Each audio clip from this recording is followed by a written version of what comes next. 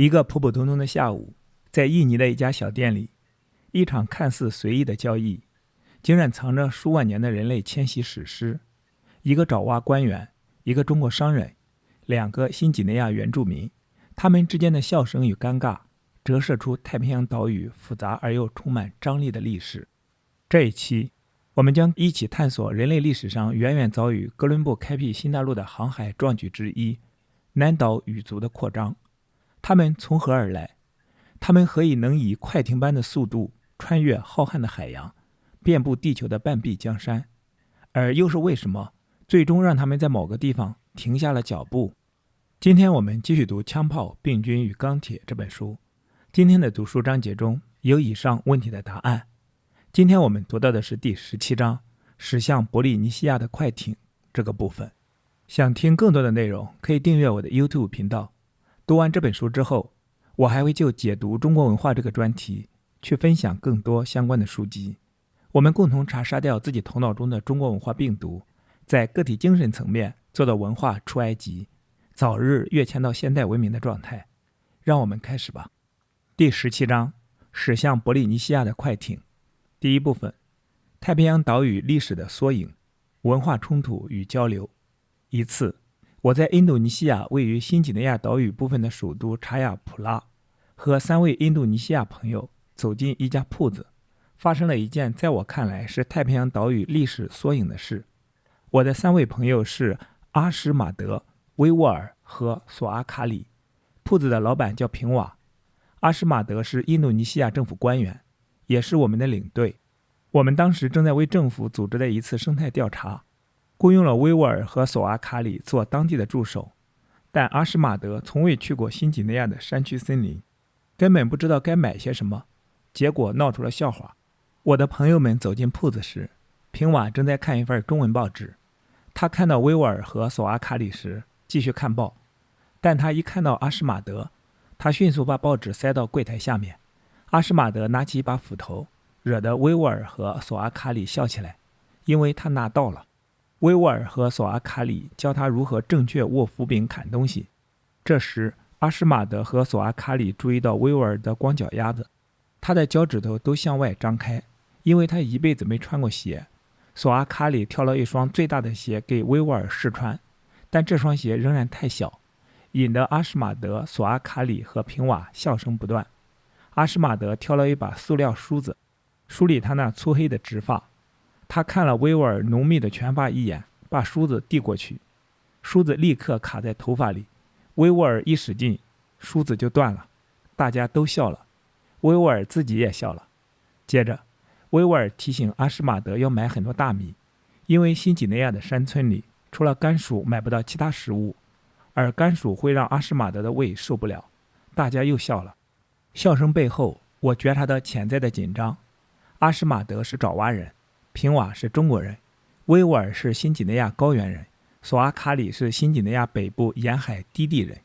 爪哇人在印度尼西亚政府中掌握大权，而印度尼西亚政府在20世纪60年代吞并了新几内亚西部，并用炸弹和机关枪粉碎了新几内亚人的反抗。阿什马德后来决定留在城里，让我独自带着威沃尔和索阿卡里去进行森林调查。他解释说，新几内亚人如果发现他远离军队支持的话，会杀死任何一个长着他那样粗直头发的人。平瓦已经收起了报纸，因为中国印刷品在印度尼西亚属新几内亚，名义上是非法的。在印度尼西亚大部分地区，商人都是中国移民，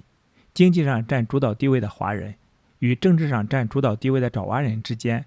潜伏着相互恐惧。这种恐惧在1966年爆发为一场血腥革命，爪哇人屠杀了成千上万的华人。在这里加一句，具体事件的前因后果可以去维基百科搜索930事件和1965到1966年印度尼西亚大屠杀这2个词条。后一个词条在最后一段有这样几句和中国相关的话语，转述如下。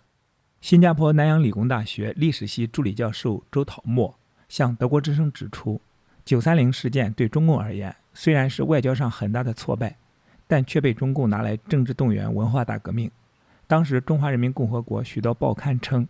印尼反共大屠杀是苏哈托迫害印尼共、华人、华侨的行为，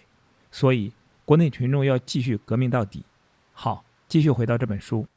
维吾尔和索阿卡里是新几内亚人，他们也对爪哇人的独裁统治心怀愤恨，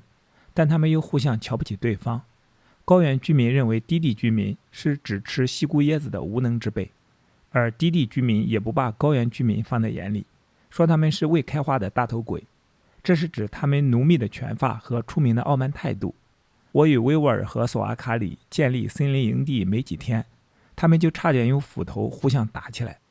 阿什马德、维吾尔、索阿卡里和平瓦，他们所代表的各自群体之间的紧张关系，主宰了印度尼西亚这个世界上第4人口大国的政治。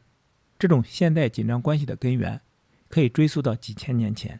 我们考虑海外大规模人口流动时，通常侧重哥伦布发现美洲以来的流动，以及欧洲人取代非欧洲人的情况。但在哥伦布之前，也存在大规模海外人口流动。史前时代也发生过非欧洲人被其他非欧洲人取代的现象。维吾尔、阿什马德和索阿卡里代表了史前时代从亚洲大陆进入太平洋的3次海外移民浪潮。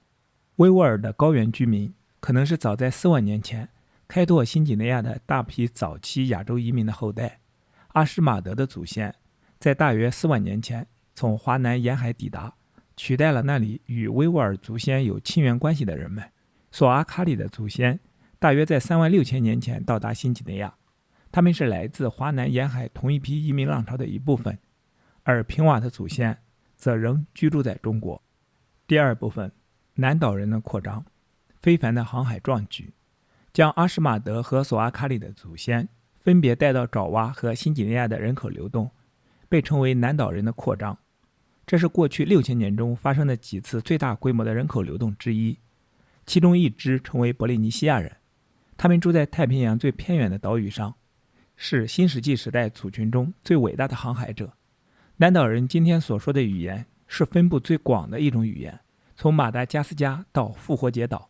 覆盖了大半个地球。在本书中，关于冰期结束以来的人口流动，南岛人的扩张占据中心地位，因为这是最重要的解释现象之一。为什么是最终来自大陆中国的南岛人殖民爪哇和印度尼西亚其他地方，并取代了那里原住的居民，而不是印度尼西亚人殖民中国并取代了中国人？南岛人在占据整个印度尼西亚后，为什么不能再占据新几内亚低地沿海狭长的地带？为什么完全不能把维吾尔的族群从新几内亚高原地区赶走？中国移民的后代又是怎样变成伯利尼西亚人的？今天的爪哇岛，除最东端的一些岛屿外的大部分其他印度尼西亚岛屿，以及菲律宾群岛上的居民，都颇为相似。在外貌和遗传上，这些岛屿居民与华南中国人相似，甚至与热带东南亚人更相似，尤其是马来半岛的居民，他们的语言也同样相似。尽管菲律宾群岛和印度尼西亚西部以及中部地区有374种语言，但他们都有很近的亲缘关系，都属于南岛语系的同一个语支，也就是马来伯利尼西亚语支。南岛语到达亚洲大陆的马来半岛、越南和柬埔寨的一些小块地区，印度尼西亚最西端的苏门答腊和婆罗洲附近，但在大陆的其他地方就没有这些语言了。南岛语中的一些词被借入英语，包括 tabu 禁忌和来自印度尼西亚语的 tattoo 纹身等等。印度尼西亚和菲律宾在遗传和语言上的一致性起初令人惊讶，就像中国在语言上的普遍一致性令人惊讶一样。著名的爪哇人化石证明，人类至少在印度尼西亚西部居住了100万年之久，这应该使人类有充足的时间逐步形成遗传和语言方面的差异，以及对热带的适应性变化，比如像许多其他热带居民那样的黑皮肤，但印度尼西亚人和菲律宾人却肤色较浅。同样令人惊讶的是，除了肤色较浅这一点外，在其他体貌特征和遗传方面，印度尼西亚人和菲律宾人同热带东南亚人和中国华南人非常相似。只要看一看地图就清楚可知，印度尼西亚提供了人类在4万年前到达新几内亚和澳大利亚的唯一可能路线，因此人们可能天真地以为现代的印度尼西亚人理应像现代的新几内亚人和澳大利亚人。事实上，在菲律宾或印度尼西亚西部地区，只有几个像新几内亚人的人群，特别是生活在菲律宾山区的矮小黑人。菲律宾的这些矮小黑人可能是一些群体的遗留，这些群体就是维吾尔的族群在到达新几内亚之前的祖先。这同样适用于我在谈起热带东南亚时提到的那3个与新几内亚人相似的遗留群体。甚至这些矮小黑人所说的南岛语也同他们邻居菲律宾人的语言相似，这意味着他们也像马来西亚的塞芒族矮小黑人和非洲的皮格米人一样，失去了自己原来的语言。南岛语系包括4个语组，其中3个都在台湾，另一个也就是马来波利尼西亚语组分布甚广。这后一个语组又包括2个语支，西马来波利尼西亚语和东马来波利尼西亚语。这后一个语支又包括4个亚语支，其中分布很广的大洋洲亚语支在东，另外3个在西，其分布地区小得多，包括哈尔马赫拉岛、印度尼西亚东部附近岛屿，还有新几内亚西端。所有这些情况有力地表明，或是热带东南亚人，或是说南岛语的中国华南人，他们在不久前扩散到整个菲律宾和印度尼西亚，取代了这些岛屿上除菲律宾矮小黑人以外的所有原有居民，同时也取代了所有原有岛上的语言。这个事件发生的时间显然太近，那些移民还来不及形成黑皮肤和截然不同的语系，也来不及形成遗传特征或遗传差异。他们的语言当然比中国大陆的8大语言多得多，但不再迥然不同。许多相似的语言在菲律宾和印度尼西亚增生，只是反映了这些岛屿从未像中国那样经历过政治和文化的统一。第3部分，语言学与考古学揭示南岛人的起源与扩散。语言分布的详细情况为这种假设的南岛人扩张路线提供了有价值的线索。整个南岛语系包括959种语言，分为4个语组，但其中一个被称为马来波利尼西亚语的语组包括了这959种语言中的945种，几乎覆盖了南岛语系整个地理分布范围。在说印欧语的欧洲人最近的海外扩张之前，南岛语是世界上分布最广的语系。这表明马来波利尼西亚语组最近从南岛语系分化出来，从南岛语的故乡向远方传播，从而产生了许多地方性语言，但它们仍然是近亲语言，因为时间太短，还不能形成巨大的语言差异。至于南岛语的故乡究竟在何处，我们不应因此把目光投向马来波利尼西亚语组，而应投向南岛语系的另外3个语组，它们彼此之间的差异以及与马来波利尼西亚语组的差异要大大多于马来波利尼西亚语组的各个语支之间的差异。原来这另外3个语组都有重叠分布，与马来波利尼西亚语组的分布相比，它们的分布范围全部非常小，只有距华南大陆90英里的台湾岛的土著在使用这些语言。台湾的土著占据了该岛大部分地区，直到最近几千年中，中国大陆人才开始在岛上大批定居。1945年后，特别是1949年，中国共产党打败了中国国民党后，又有一批大陆人来到台湾，所以台湾土著现在只占台湾人口的 2%。 南岛语系的4个语组中有3个集中在台湾，这表明台湾就是今天各地南岛语的故乡。在过去几千年的大部分时间里，这些语言一直在台湾使用，因此有最长的时间来产生分化。这样看来，从马达加斯加到复活节岛，所有其他南岛语可能都起源于台湾向外的人口扩张。现在我们可以转向考古证据，尽管古代村落遗址中没有随骨头和陶器一起出土的语言化石，但仍然显示了可以与语言联系起来的人的活动和文化产品。同世界其他地区一样，今天南岛语分布范围内的大部分地区，台湾、菲律宾、印度尼西亚和许多太平洋岛屿，原来都为狩猎采集族群所占据。他们没有陶器，没有打磨的石器，没有家畜，也没有作物。这一推断的唯一例外是马达加斯加、美拉尼西亚东部、波利尼西亚和密克罗尼西亚这些偏远的岛屿，因为狩猎采集族群从未到达过这些地方。在南岛人扩张前，一直是人迹不至。在南岛屿分布范围内，考古中发现最早的不同文化迹象的地方是台湾，从公元前第4个千年左右开始，打磨石器和源于华南大陆更早有图案装饰的不同风格的陶器，在台湾和对面的华南大陆沿海地区出现。后来在台湾的一些遗址中出土的水稻和粟的残迹，提供了关于农业的证据。台湾大粪坑遗址和华南沿海不仅有大量的石头网坠和适合枯木为舟的蝙蝠，而且也有大量的鱼骨和软体动物的壳。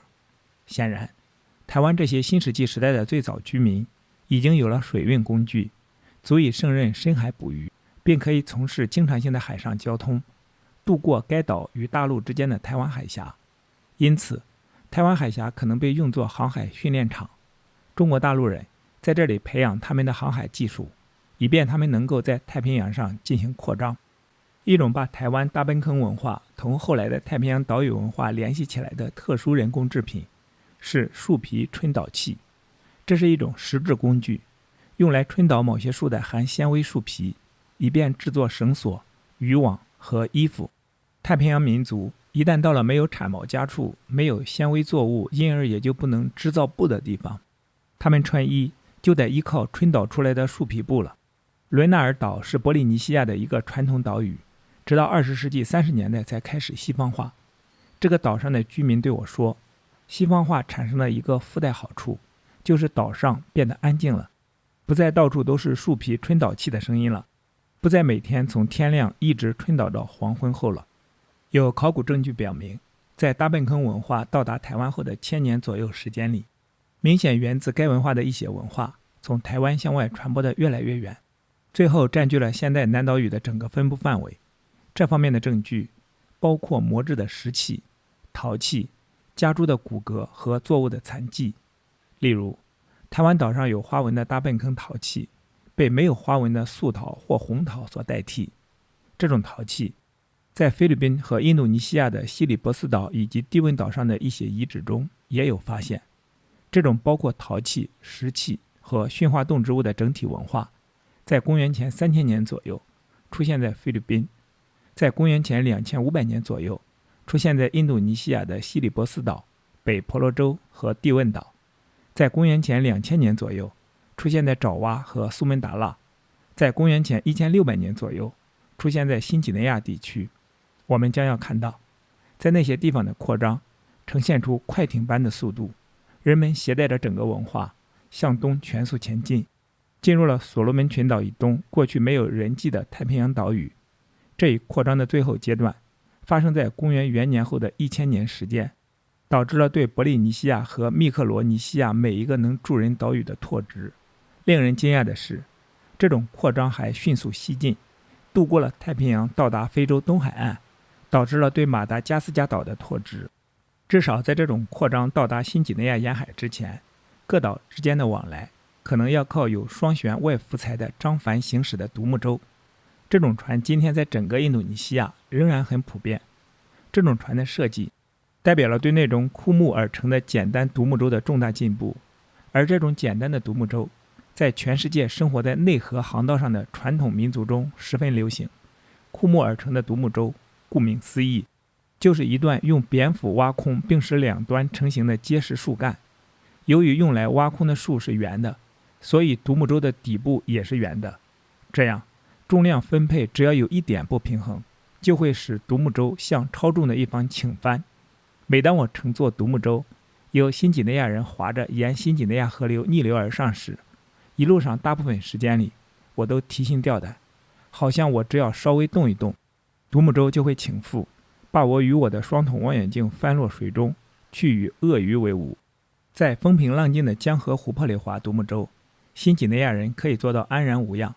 但如果是在海上，即使风浪不太大，就连新几内亚人也不会去驾驶独木舟。因此，设计出某种稳定装置不仅对南岛人在整个印度尼西亚进行扩张至关重要，甚至对台湾的最早开拓也是必不可少的。解决办法是把2根较小的原木浮材绑在船舷外侧，一边一根，距离船体几英尺远，用垂直地附在船体和浮材上的支杆来连接。每当船体开始向一边倾侧时，那一边浮材的浮力使其不会被推入水下。因而实际上不可能是船倾覆。这种双舷外浮材张帆行驶独木舟的发明，可能是促使南岛人从中国大陆向外扩张的技术突破。考古学证据和语言学证据之间两个引人注目的一致性，证实了这样的推断：几千年前，把一种新石器文化带到台湾、菲律宾和印度尼西亚的民族，说的是南岛语，并且是今天仍然居住在这些岛屿上的说南岛语人的祖先。首先，这两种证据清楚地表明，向台湾的移民是从华南沿海向外扩张的第一阶段，而从台湾向菲律宾和印度尼西亚的移民则是这种扩张的第二阶段。如果这种扩张从热带东南亚的马来半岛开始，先到距离最近的印度尼西亚岛屿苏门答腊，然后到达印度尼西亚的其他岛屿，最后到达菲律宾和台湾，那么我们就会发现，马来半岛和苏门答腊的现代语言中，南岛语系的最深刻变化，也就是能反映出最大的时间纵深，而台湾和菲律宾的语言可能只是在最近才在一个语组内发生分化。相反，最深刻的变化却发生在台湾，而马来半岛和苏门答腊的语言全都属于同一个亚语支，西马来伯利尼西亚语支最近出现的一个分支，而西马来伯利尼西亚语支又是伯利尼西亚语组相当晚近出现的一个分支。语言关系的这些细节与考古证据完全一致，因为考古证据表明，向马来半岛移民是最近的事，它发生在向台湾、菲律宾和印度尼西亚移民之后，而不是发生在这之前。考古学证据与语言学证据之间的另一个一致之处，是古代南岛人所使用的整个文化内容。考古学为我们提供了以陶器、猪骨和鱼骨等形式的直接文化证据。人们开始时可能会感到奇怪，一个只研究现代语言的语言学家，怎么会断定6000年前生活在台湾的人是否已经养猪？办法是比较来源于已经消失的古代语言的现代语言词汇，来重构古代语言的词汇。例如，分布地区从爱尔兰到印度的印欧语系的许多语言中，羊的词都十分相似。显然，6000年前的原始印欧人已经饲养了羊，这与考古证据一致。他们的词汇中另外有将近2000个词，同样可以重构，其中包括山羊、马、轮子、兄弟和眼睛这些词，但表示枪炮的词却无法从任何原始印欧语的词重构出来。这个词在不同现代印欧语中用的是不同的词根，在英语中是 gun， 在法语中是这个不会读在俄语中是也不会读。这一点不应使我们感到惊奇，6000年前的人不可能有表示枪炮的词，因为枪炮只不过是过去1000年内发明出来的武器。由于没有继承下来表示枪炮这个词的共同词根，所以在枪炮最终发明出来时，每一种印欧语都得创造出自己的词来，或者从别处借用。我们可以用同样的方法，把现代的台湾语、菲律宾语、印度尼西亚语和伯利尼西亚语加以比较，从而重构出远古使用的一种原始南岛语。谁也不会感到惊奇的是，这种重构出来的原始南岛语有这样一些意思的词，如二、鸟、耳朵和头虱。当然，原始的南岛人能数到2，知道鸟有耳朵和虱子。更有意思的是，这种重构出来的语言中有表示猪、狗和米这些意思的词，因此这些东西想必是原始南岛文化的一部分。这种重构出来的语言中有大量表示海洋经济的词，如带舷外浮木的独木舟、帆、大蛤、章鱼、鱼蚱、海龟。无论原始南岛人生活在什么地方和什么时候，关于他们文化的语言学证据与大约6000年前生活在台湾的能够制陶、面向海洋、从事粮食生产的民族考古学证据非常吻合。同样的方法也可用来重构原始的马来伯利尼西亚语，这是南岛人从台湾向外移民后所使用的祖代语言。原始的马来伯利尼西亚语中有一些用来表示热带作物的词，如鱼奶、面包果、香蕉、薯芋和椰子，而在原始的南岛语中无法重构出任何表示这些作物的词。因此，这个语言学证据表明，南岛语中许多热带作物的名字是在南岛人从台湾向外移民后才有的，这个结论与考古学证据相一致。随着农民移民从北纬23度的台湾南下，向赤道热带地区扩散，他们开始越来越依赖热带的根用作物和树生作物，接着他们又把这些作物带进了热带太平洋地区。第四部分，南岛人扩张的后果，成功与局限。那些从华南经由台湾南下的说南岛语的农民，怎么会这样全面地取代了菲律宾和印度尼西亚西部的狩猎采集人口，以致使原有的人口很少留下遗传学证据，更根本没有留下任何语言学证据。其原因与欧洲在过去不到2个世纪的时间内取代或消灭了澳大利亚土著的原因相同，也与华南人在这之前取代了热带东南亚人的原因相同，即农民的稠密得多的人口、优良的工具和武器、更发达的水运工具和航海技术，以及只有农民而不是狩猎采集族群才对之有某种抵抗力的流行疾病。在亚洲大陆，说南岛语的农民同样能够取代马来半岛上以前的狩猎采集族群，因为他们从南面和东面向该半岛移民，与说南亚语的农民从北面向该半岛移民差不多是同时的。其他一些说南岛语的人终于在越南南部和柬埔寨的一些地方立足，成为这2个国家中说占语的现代少数民族的祖先。然而，说南岛语的农民未能再向前进入东南亚大陆，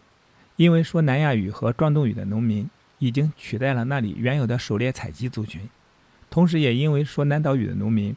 并不拥有对说南亚语和壮东语的农民的任何优势。虽然根据我们的推断，说南岛语的人来自华南沿海地区，但在今天的中国大陆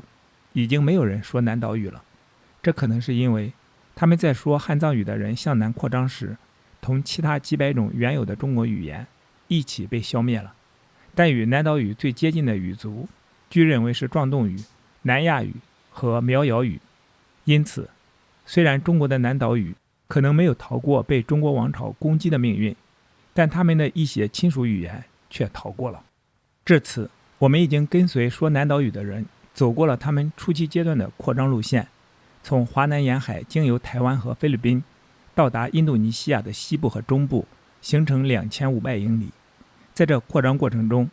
这些说南岛语的人从海岸到内陆，从低地到山区，逐步占据了这些岛上所有适合居住的地区。他们为人熟知的不迟于公元前1500年的考古标志，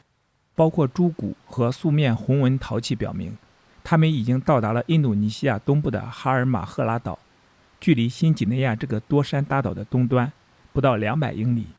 他们是否像已经占领西伯利斯、婆罗洲、爪哇和苏门答腊这些多山大岛那样去着手占领新几内亚呢？他们没有那样做。看看大多数现代新几内亚人的脸，就会清楚知道。对新几内亚人遗传进行的详细研究也证实了这一点。我的朋友威沃尔和其他所有新几内亚高原人的黑皮肤、浓密的拳发和脸型与印度尼西亚人、菲律宾人和华南人明显不同。新几内亚内陆和南部沿海的低地人与高原人相似，只是身材一般较高。遗传学家没有能从新几内亚高原人的血样中发现南岛人特有的遗传标志，但对新几内亚北部和东部沿海民族以及新几内亚北面和东面的俾斯麦群岛和所罗门群岛的民族来说，情况就比较复杂。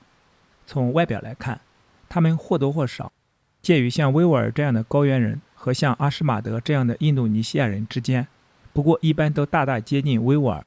例如，我的朋友索阿卡里来自北部沿海地区，他的波浪形头发介于阿什马德的直发和威沃尔的全发之间，他的肤色比威沃尔的肤色多少要浅一些，却又比阿什马德的肤色深得多。从遗传来看，俾斯麦群岛和所罗门群岛上的居民有大约 15% 的南岛语族成分和 85% 新几内亚高原人的成分。因此，南岛人显然到过新几内亚地区，但未能完全深入该岛腹地，所以在遗传上被新几内亚北部海岸和岛屿上的原先居民所削弱了。现代语言基本上说的是同一个故事，不过更详细罢了。我在第15章说过，大多数新几内亚语言叫做巴布亚诸语言，它们同世界上其他地方的任何语系都没有亲缘关系。在新几内亚山区、新几内亚西南部和中南部整个低地地区，包括新几内亚海岸地区和北部内陆地区所说的每一种语言，毫无例外都是某一种巴布亚语，但某些南岛语言只在北部和东南部附近一些狭长地带使用。俾斯麦群岛和所罗门群岛上的大多数语言是南岛语言，某些巴布亚语言只在几个岛上的一些小块孤立地区使用。在俾斯麦群岛、所罗门群岛和新几内亚北部沿海所使用的南岛语言是一个叫做大洋洲语言的亚语支，它们同哈尔马赫拉岛和新几内亚西端所使用的语言的亚语支有着亲缘关系。人们在看地图时可能会想到，这种语言学上的关系证实了新几内亚地区说南岛语的人是取到哈尔马赫拉岛到达新几内亚的。南岛语和巴布亚语的一些细节以及他们在新几内亚北部分布情况表明，说南岛语的入侵者与说巴布亚语的本地居民有过长期交往。这个地区的南岛语和巴布亚语显示了对彼此词汇和语法的巨大影响，使人难以确定某些语言基本上是受到巴布亚语言影响的南岛语，还是受到南岛语影响的巴布亚语言。如果你在新几内亚北部沿海或海岸外的岛屿上旅行，走过一个又一个村子，你会发现一个村子讲的是南岛语，下一个村子讲的是巴布亚语，再下一个村子讲的又是南岛语，但在语言分界线上却没有发生任何遗传中断。所有这一切表明，说南岛语的入侵者后代和原来新几内亚人的后代几千年来一直在新几内亚北部沿海地区及其岛屿上进行贸易、通婚，并获得了彼此的基因与语言。这种长期接触对转移南岛语言效果较大，而对转移南岛人的基因则效果较小。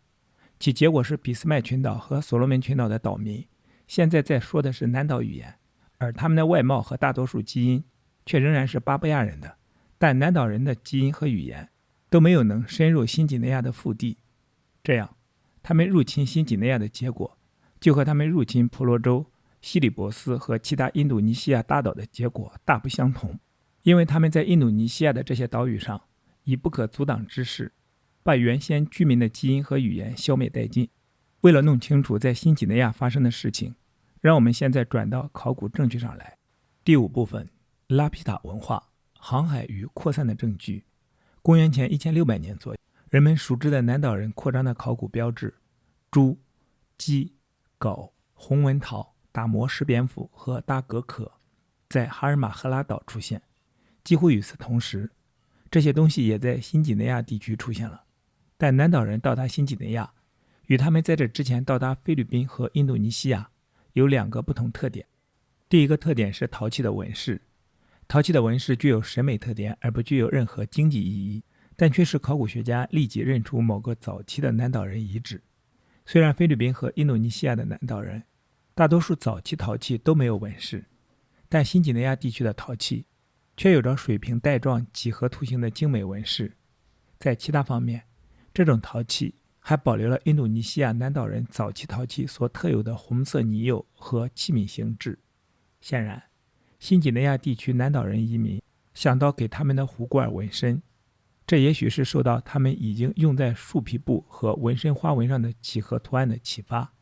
这个风格的陶器叫做拉皮塔陶器，这是以它的绘制之处名叫拉皮塔的考古遗址命名的。新几内亚地区南岛人早期遗址更重要的独特之处在于它们的分布。在菲律宾和印度尼西亚，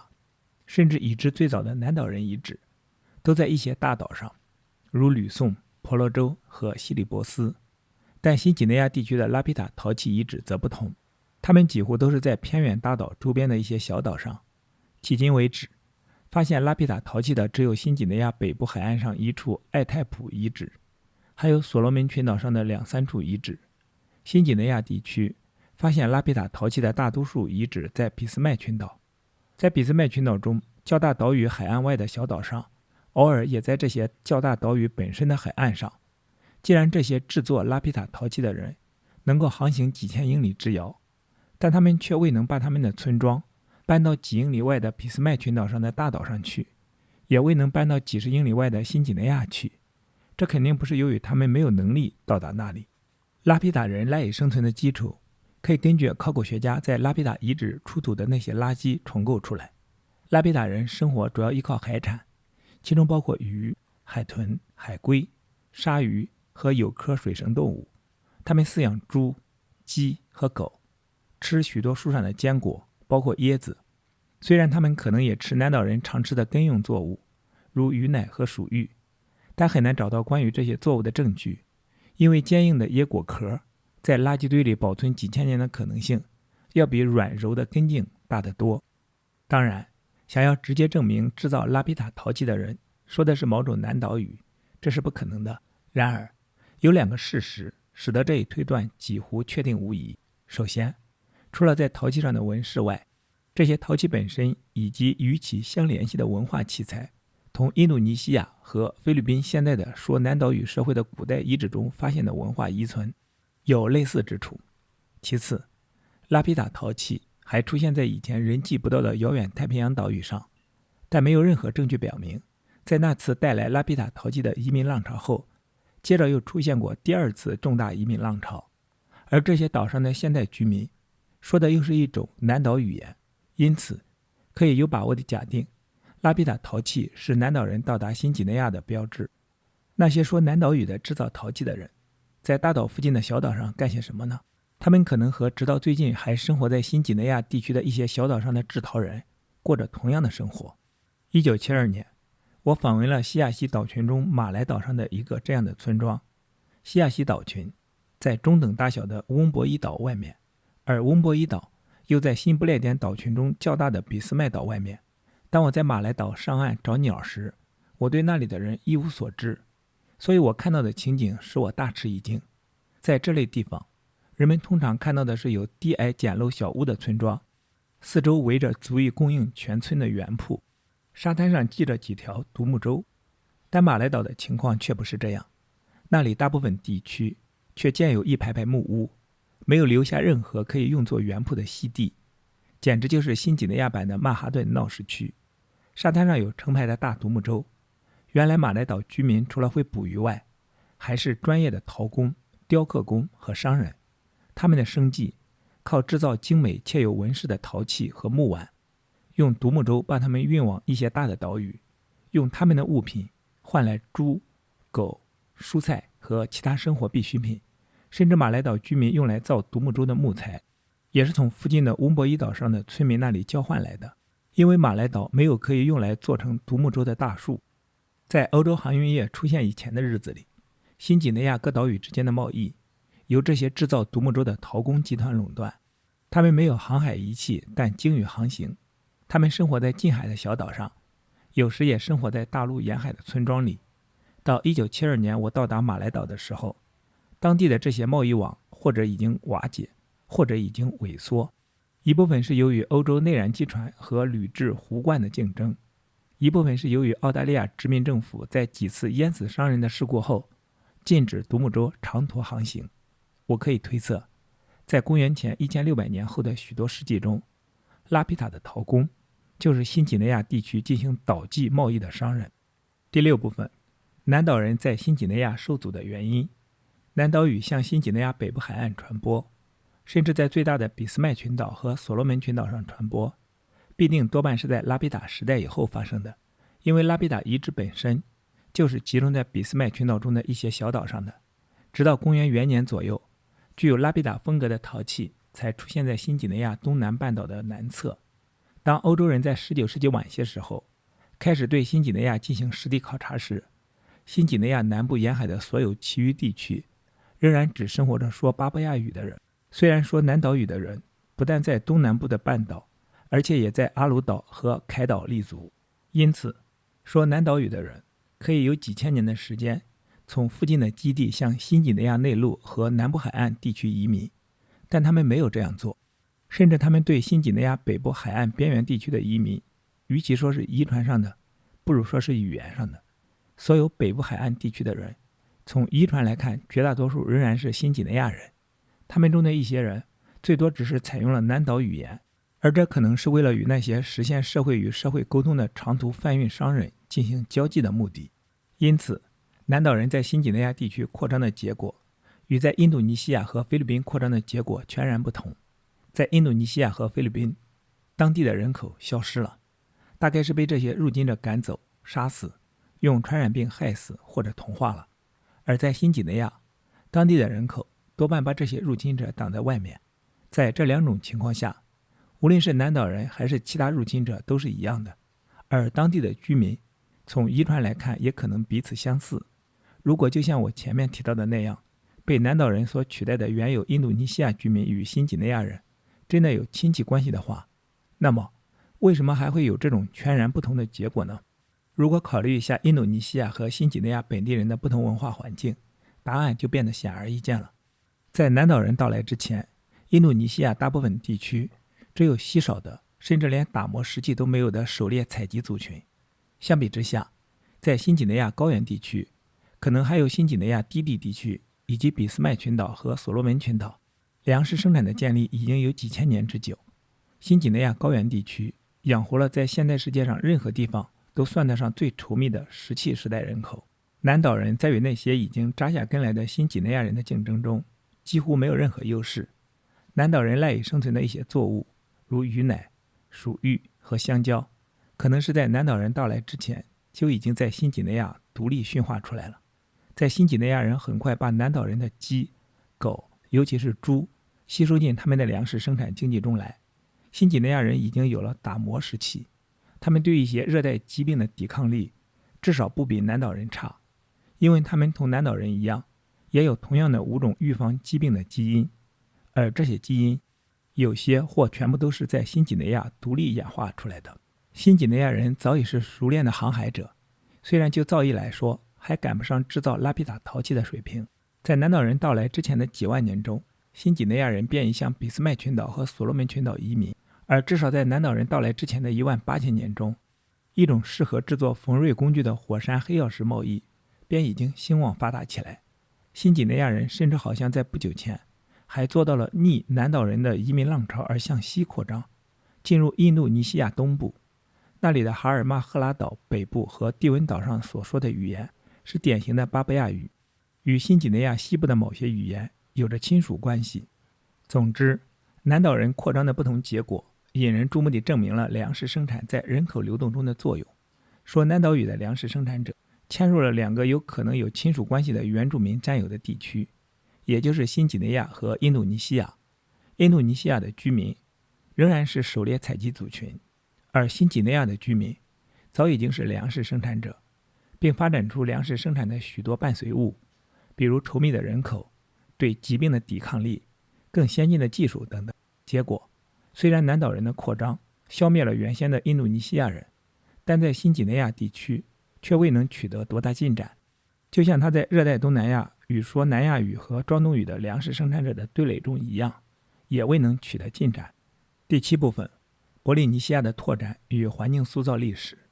至此，我们已经考察了南岛人通过印度尼西亚直到新几内亚海岸和热带东南亚的扩张。在第19章，我们还将考察一下他们如何渡过印度洋向马达加斯加扩张的情形。而在第15章，我们已经看到不利的生态环境